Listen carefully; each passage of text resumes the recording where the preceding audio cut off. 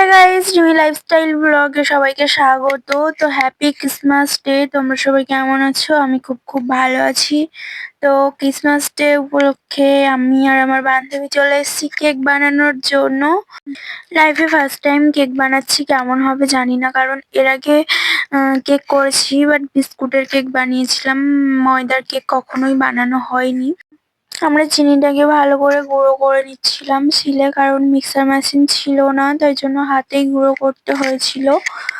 আমাদের গুঁড়ো করা কমপ্লিট হয়ে গেছে। তো এদিকে দিয়ে এর মধ্যে অ্যাড করে দিচ্ছিলাম দুটো ডিম ভেঙে দিয়ে দিলাম। তারপরে হাফ কাপ তেল দিয়ে দিলাম। তেল দিয়ে ব্যাটারটাকে ভালো করে ফেটে নেব। আর হ্যাঁ, আমরা কেকটা বানাচ্ছিলাম ইউটিউব দেখেই, কারণ আমাদের নিজেদের কোনো আইডিয়া ছিল না যে কেক কিভাবে বানাতে হয়। তাই জন্য আমরা পুরো কেকটাই ইউটিউবের ভিডিও দেখেই বানিয়েছিলাম। মিশ্রণটা ফাটানো হয়ে গেছে, সাইডে গরম জল নিয়ে নিয়েছি, তার মধ্যে দিয়ে দিচ্ছি গুঁড়ো দুধ। কারণ আমাদের কাছে গরুর দুধ ছিল না, তাই জন্য গুঁড়ো দুধ নিয়েছিলাম। গুঁড়ো দুধ নিয়ে ভালো করে গুলে নিচ্ছিলাম। জলটা খুব গরম ছিল, তা একটু ঠান্ডা হওয়াতে এর মধ্যে অ্যাড করে দিয়েছিলাম। অ্যাড করে দিয়ে ভালো করে নেড়েচেড়ে নেবো। আর ভিডিওতে বারবার বলছিল যে ব্যাটারটাকে ভালো করে মিক্স করতে হবে। তাই জন্য ভালো করে মিক্স করে নিচ্ছিলাম। ব্যাটারটা অনেকটাই মিক্স হয়ে গিয়েছিল, তবুও আর একটু ভালোভাবে মিক্স করে নিচ্ছিলাম। মিক্স করা হয়ে গেলে এর মধ্যে দিয়ে দিচ্ছিলাম ময়দা। তো ময়দাটা দিয়ে ভালোভাবে ফাটিয়ে নিচ্ছিলাম।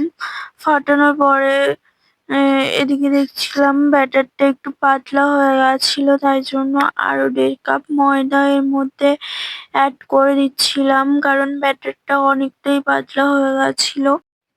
তারপর আমার বান্ধবীকে ব্যাটারটা মিক্স করতে দিয়ে আমি এদিকে গামলাটা রেডি করে নিচ্ছিলাম তেল ব্রাশ করে।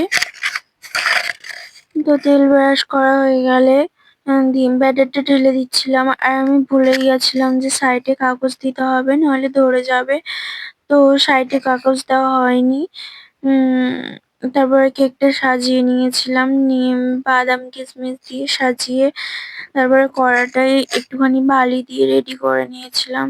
দেন এর উপরে বসিয়ে দিয়েছি।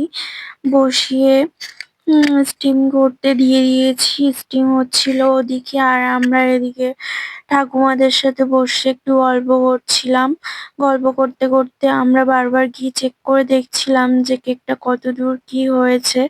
বারবার খুলে দেখছিলাম যে কেকটা হয়েছে কিনা, তাই জন্য হয়তো কেকটা অতটাও ফোলেনি। A few moments later.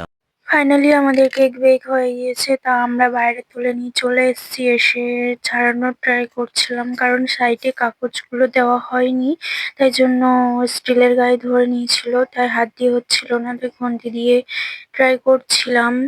তো অতটাও প্রবলেম হয়নি, তুলে নিতে পেরেছিলাম। তো কেকটা ভালোই হয়েছিল, খারাপ হয়নি। একটু কম ফুলেছিল, বাট ভালোই হয়েছিল, দোকানের থেকে অনেকটাই ভালো হয়েছিল। আর টেস্টও ভালো হয়েছিল। এদিকে পিসিকে দিয়েছিলাম যে পিসি খেয়ে দেখো কেমন হয়েছে। তো পিসিকে জিজ্ঞাসা করছিলাম, পিসি তো হেসে পাগল, কি আর বলবে। তারপরে আমরাও একটু খেয়ে ট্রাই করছিলাম কেমন হয়েছে। তো ভিডিওটা এই পর্যন্ত। ভিডিওটা যদি তোমাদের ভালো লেগে থাকে, লাইক কমেন্ট শেয়ার করে দিও, আর চ্যানেলটিকে সাবস্ক্রাইব করে দিও। ওকে, বাই।